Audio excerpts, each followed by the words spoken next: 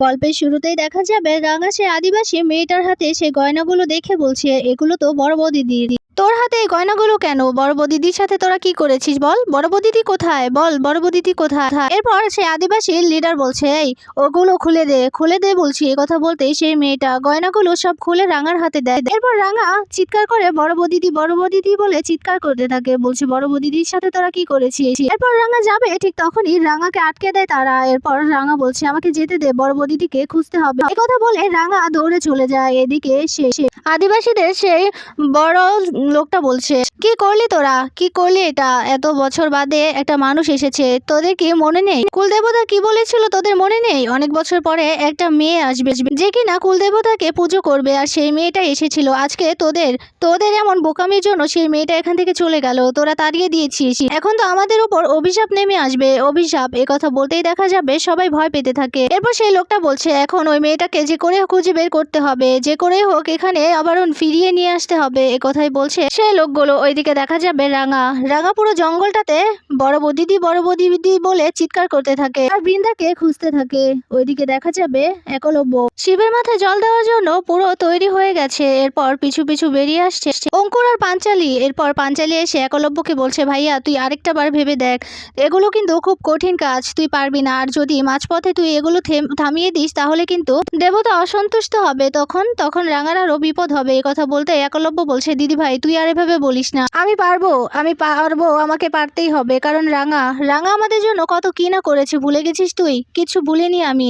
রাঙা আমাদের জন্য এত কিছু করতে পারলে আমি কেন এটুকু করতে পারবো না? আমি রাঙাকে বাঁচানোর জন্য, আমার অর্ধাঙ্গিনীকে বাঁচানোর জন্য আমি সবকিছু করতে পারবো। এরপর অঙ্কুর বলছে, তারপরেও তুমি আরেকটিবার ভেবে দেখো একলব্য। এরপর একলব্য বলছে, অঙ্কুর আমার আর ভাবাভাবির কিছু নেই। আমার তো তখনই উচিত ছিল, রাঙা যখন ওই মাঝ সমুদ্রে পড়ে গেছিল তখনই আমার উচিত ছিল রাঙাকে বাঁচাতে যাওয়ার, কিন্তু আমি যাইনি।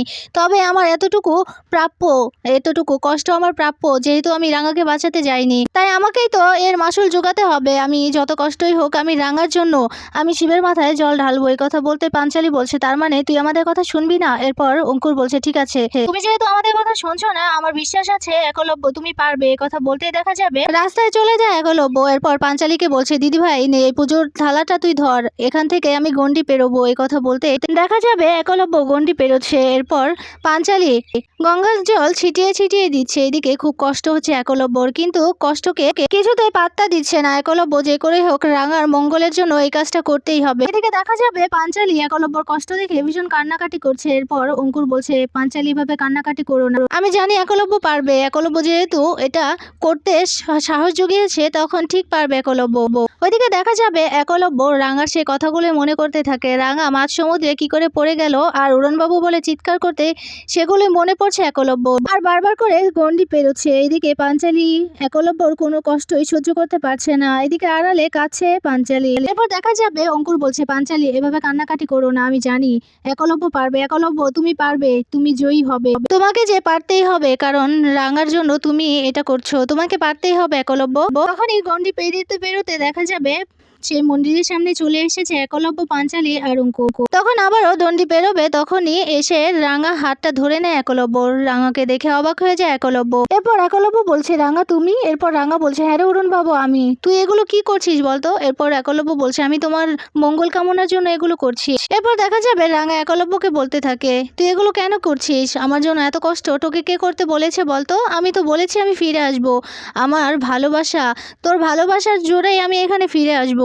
আমার আর তোর ভালোবাসা যদি সত্যি হয় তাহলে আমার কিচ্ছু হবে না, তুই দেখে নিস উড়নবাবু, তুই আমার মঙ্গলের জন্য এত কষ্ট করিস না, আমি তোর কষ্ট চোখে সহ্য করতে পারছি না। এরপর একলব্য বলছে, না রাঙা তোমাকে ফিরে আসতেই হবে, যে তুমি ফিরে এসেছো। এরপর রাঙা বলছে, না রে উড়নবাবু আমি ফিরে আসিনি, তবে আমি ফিরে আসবো, আমি খুব তাড়াতাড়ি তোর কাছে ফিরে আসবো।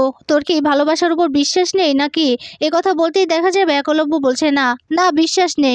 যদি ভালোবাসা থাকতো, যদি ভালোবাসার উপর আমার বিশ্বাস থাকতো তাহলে তুমি এভাবে আমার কাছ থেকে চলে যেতে না। ওই মাঝ সমুদ্রে তুমি যখন পড়ে গিয়েছিলে তখন আমার উচিত ছিল তোমাকে বাঁচানোর, কিন্তু আমি তোমাকে বাঁচাতে যাইনি, আমি কিন্তু ছুটতে যাইনি, এটাই তো আমার বড় ভুল। এজন্যই তো আমি ভুলের প্রায়শ্চিত্ত করছি।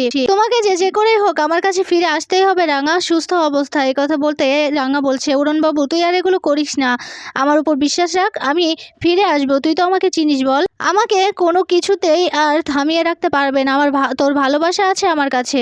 তাই আমি ঠিক ফিরে আসবো, আমাকে ফিরে আসতেই হবে তোর ভালোবাসার জন্য। এই কথা বলতেই দেখা যাবে একলব্য চুপ হয়ে দাঁড়িয়ে আছে। এরপর পাঞ্চালি এসে একলব্যকে ডাক দিতেই হুঁশ ফিরে একলব্যর। এরপর একলব্য বলছে, দিদি ভাই এখানেই তো রাঙামতি ছিল, রাঙামতি তো এখানেই ছিল। এই কথা বলে আশেপাশে তাকিয়ে খুঁজতে থাকে রাঙামতিকে। এদিকে পাঞ্চালি বলছে, না না রে ভাইয়া, এখানে রাঙামতি নেই, রাঙা নেই রে এখানে। এরপর দেখা যাবে আবারও ডন্ডি পেরোতে থাকে একলব্য।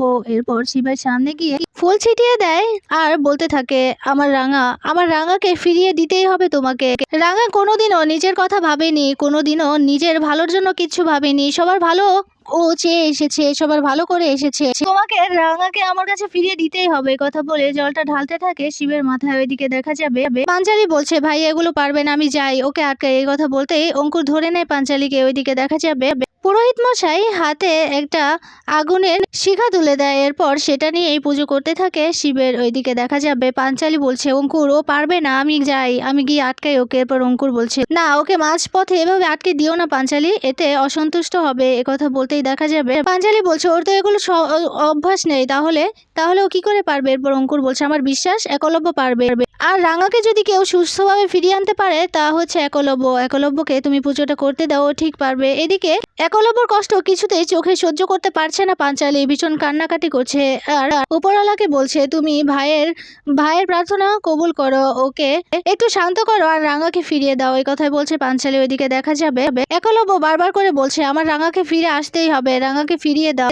ও তো কারো কোনো ক্ষতি করেনি, ও দেশের প্রত্যেকটা মানুষের ভালো চায়, আমার বাড়ির সবার ভালো চায়, তাহলে ওর সাথে এমনটা কেন হয়? ওকে তোমাকে ফিরিয়ে দিতেই হবে, আমি কিচ্ছু জানি না, ওকে ফিরিয়ে দাও। তখনই পাঞ্চালি এসে একলব্যকে বলছে, ভাইয়া এভাবে বলিস না, এগুলো ঠিক না, এভাবে বলিস না তুই ভাইয়া। এদিকে পাঞ্চালির কোনো কথাই শুনছে না একলব্য, বলছে, আমার রাঙাকে ফিরিয়ে দাও আমার কাছে। ঠিক তখনই ফুলের একটা মালা এসে হাতে পড়ে একলব্যর। এরপর সবাই চমকে যায়। এরপর একলব্য চমকে গিয়ে বলছে, তার মানে তুমি এগুলো কিসের ইঙ্গিত দিচ্ছ, আমার রাঙামতি ফিরে আসবে? এরপর ঠাকুরমশাই বলছে, হ্যাঁ বাবা, তোমার পুজোতে সন্তুষ্ট হয়েছে, তোমার প্রার্থনা কবুল করেছে, সেই কারণে এটা তোমাকে ইঙ্গিত দিয়েছে, তোমার সব মনোবাসনা পূর্ণ হবে বাবা। এ কথা বলেই দেখা যাবে ভীষণ খুশি হয়ে যায় ঠাকুর মশাই। এদিকে দেখা যাবে ভীষণ খুশি হয়ে যায় একলব্য বলছে, আমার রাঙাকে তো আমার কাছে ফিরে আসতেই হবে, আমার রাঙাকে ফিরিয়ে দাও তুমি। এই কথা বলে প্রে করতে থাকে উপরওয়ালার কাছে। এদিকে পাঞ্চালিও দুহাত জোর করে প্রে করতে থাকে উপরওয়ালার কাছে। এরপর পুজো শেষ হয়ে গেলে সেই মন্দির থেকে বেরিয়ে আসে একলব্য, পাঞ্চালি আর অঙ্কুর। ওইদিকে দেখা যাবে রাঙার মতো দেখতে সেই মেয়েটাও পুজো দিতে এসেছে, শিবের মাথায় জল ঢালতে এসেছে সেই মেয়েটা। এরপর একলব্য অঙ্কুর আর পাঞ্চালিকে দেখতে পায় সেই মেয়েটা, চমকে গিয়ে তাকিয়ে আছে, বলছে, কি এটা তো দিদির বর, এই দিদির বর এখানে কি করছে? কিন্তু আশেপাশে তো দিদিকে আমি কোথাও দেখছি না, দিদি আবার কোথায় গেছে? ঠিক তখনই দেখা যাবে একলব্য সেই রাঙার মতো দেখতে মেয়েটাকে দেখে নেবে। এরপর ভয় পেয়ে যায় সেই মেয়েটা। এদিকে দেখা যাবে একলব্য সেই মেয়েটাকে দেখে নেয়। এরপর আশেপাশে তাকাতে থাকে, বলছে, ওই তো রাঙামতি তুমি ফিরে এসেছো, তার মানে আমার প্রার্থনা কবুল হয়েছে। এরপর দেখা যাবে অবাক হয়ে যায় পাঞ্চালি আর অঙ্কুর।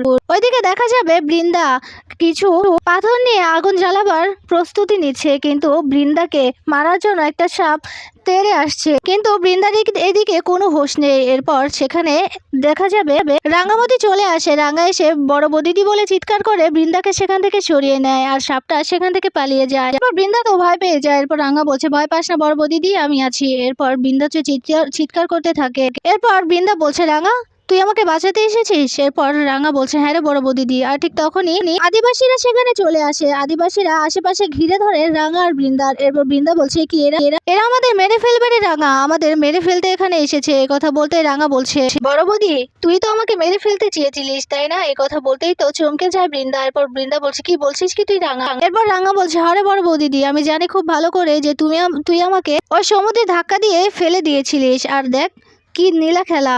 ঠিক তখনই তুইও আমার সাথে পড়ে গিয়েছিলিস, আজকে যদি আমি বাঁচি তাহলে তুইও বাঁচবি, আর যদি আমি মরি তাহলে তুইও মরবি। কথা বলতেই ভয় পেয়ে যায় বৃন্দা। ওইদিকে দেখা যাবে প্রমিতাকে ফোন করেছে সত্যজিৎ। এরপর সত্যজিৎ বলছে, মামি পশ্চিমের একটা দ্বীপে রাঙা আর বড় বৌদিদির একটা খোঁজ মিলেছে, মানে ওইদিকে যেতে দেখেছে জেলেরা। তবে সেই সেই দ্বীপটা কিন্তু অনেক ভয়ঙ্কর, সে কারণে এখনো ওখানে কেউ যেতে পারছে না। ওখানে কোনো মানুষ থাকে না, ওখানে খুব হিংস্র মানুষ থাকে যারা কিনা মানুষের মাংস খায়। এই কথা বলতেই দেখা যাবে প্রমিতা ভয় পেয়ে যায়। প্রমিতা বলছে তাহলে তোমার ফোর্স ওখানে পাঠাচ্ছ না কেন? এরপর দেখা যাবে সত্যজিৎ বলছে পাঠিয়ে কি লাভ, সেখানে কোনো মানুষ যেতে পারে না। এখানে যেমন হিংস্র পশু পাখি থাকে তেমন মানুষও হিংস্র মানুষও থাকে আর মানুষের মাংসও খায়। আমার তো ঠিক মনে হচ্ছে রাঙা আর বড় বৌদিদির কোনো একটা সমস্যা হয়েছে। এই কথা বলতে প্রমিতা চমকে যায়, বলছে সত্যজিৎ তুমি এসব কি বলছো, এটা হতে পারে না। এরপর সত্যজিৎ বলছে মামি সেখানে কোনো মানুষ থাকতে পারে না, সে কারণে এসব কিছু বলছে। এরপর প্রমিতা বলছে না তুমি রাঙাকে চেনো না, রাঙা হচ্ছে লড়াকু মেয়ে, তাই রাঙাকে কেউ কোনোদিনও কোনো ক্ষতি করতে পারবে না। এই কথা বলতে প্রমিতা বলছে যে শোনো ইমিডিয়েটলি তুমি এক্ষুনি ফোর্স পাঠাও। এরপর সত্যজিৎ বলছে হ্যাঁ হ্যাঁ মামি, আমরা দূর থেকে সেই দ্বীপটা দেখবো। এই কথা বলে ফোনটা রেখে দেয়। ওইদিকে দেখা যাবে রাঙার মতো দেখতে মেয়েটা একলব্য চিৎকার শুনে সেখান থেকে একটু লুকিয়ে যায়। এরপর দেখা যাবে একলব্য রাঙার মতো দেখতে মেয়েটার কাছে যাবে, সামনে কিছু লোকজন চলে আসে। এরপর বৃন্দার আর যেতে পারে না একলব্য। অঙ্কুর পাঞ্চালি ঘিরে ধরে একলব্যকে বলছে ভাইয়া তুই কি করছিস, কোথায় যাচ্ছিস তুই? এরপর একলব্য বলছে ওই তো আমার রাঙা। এরপর পাঞ্চালি বলছে না রে ভাই, এখানে কোনো রাঙা নেই, রাঙা নেই এখানে, রাঙা ফিরে আসেনি। এরপর একলব্য বলছে আমি স্পষ্ট দেখেছি এখানে রাঙাকে আমি এখানে দেখেছি অঙ্কুর দা। এরপর অঙ্কুর বলছে না এটা তোমার মনের ভুল। এরপর একলব্য বলছে না না অঙ্কুর দা আমার মনের ভুল হতে পারে না এটা। এরপর অঙ্কুর বলছে তুমি একটু শান্ত হও, এখানে রাঙা নেই, রাঙা নেই এখানে। কথা বলতেই দেখা যাবে একলব্য ভেঙে পড়ে। একলব্য কান্নাকাটি করতে থাকে এই রাঙার জন্য। এদিকে একলব্যর এই অবস্থা দেখে ভীষণ কষ্ট পেতে থাকে পাঞ্চালি আর অঙ্কুর। এরপর একলব্যকে বলতে থাকে তুমি চিন্তা করো না, রাঙার কিচ্ছু হবে না, রাঙা ঠিক ফিরে আসবে। এরপর পাঞ্চালি বলছে ভাইয়া দেখিস রাঙা ঠিক ফিরে আসবে, আমাদের রাঙার কিচ্ছু হতে পারে না। এই কথা বলতেই দেখা যাবে আরো কান্নাকাটি করছে একলব্য। ওইদিকে দেখা যাবে রাঙার মতো দেখতে সেই মেয়েটা অবাক হয়ে তাকিয়ে আছে একলব্য আর পাঞ্চালি আর অঙ্কুরের দিকে। এরপর মনে মনে বলছে দিদি কোথায় গেছে, দিদির বরটা তো এখানেই আছে। কথা বলে চিন্তিত হয়ে যায় রাঙার মতো দেখতে সেই মেয়েটা। ওইদিকে দেখা যাবে বৃন্দা রাঙাকে বলছে রাঙা শোন আমি তোকে মারতে চাইনি। এরপর রাঙা বলছে আমি জানি তুই আমাকে মারতে চেয়েছিলিস, দেখেছিস তো তোর কুকর্মের ফল, তুই এখন এখানেই মরবি, যদি আমি মারা যাই তাহলে তুই মরবি। আর তুই এখানে এসেছিলিস কেন, তুই আগুন জ্বালাতে চেয়েছিলিস কেন, এখান থেকে একা একা পালিয়ে যাবি বলে? তুই কিন্তু এখান থেকে পালাতে পারবি না বড় বৌদিদি, তুই আমার সাহায্য ছাড়া কিছুতেই বেরোতে পারবি না।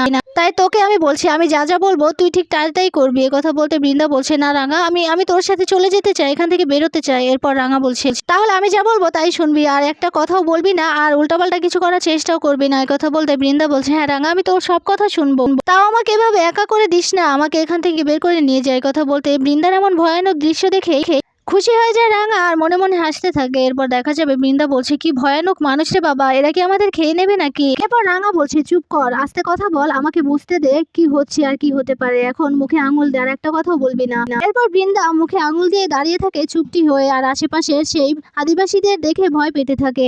এরপর রাঙা বৃন্দার সেই ভয়ানক মুখটা দেখেই ভীষণ মনে মনে হাসতে থাকে। এরপর রাঙা আশেপাশে আদিবাসীদের দিকে তাকিয়ে বুঝতে থাকে তারা কি চায়।